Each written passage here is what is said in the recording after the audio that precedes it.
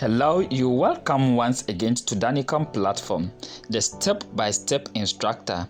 I take my time and walk you through all the basic things that you need to know that will make life very simple for you when you are on your iPhone, your Android, your laptop, or even when you are on social media platforms.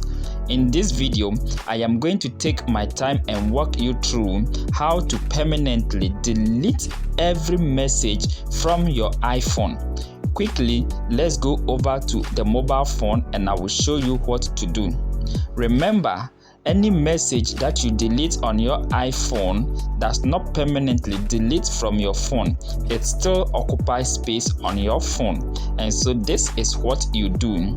First of all, after deleting the messages, quickly go to the recently deleted messages, click on it. You will see all the messages deleted there. Kindly click on that messages and then hit on permanently delete button to delete all the messages from your phone to free up the phone for more space. Thank you very much for watching this 1-minute video, and kindly share to all your friends to also educate them as well. Have a nice day.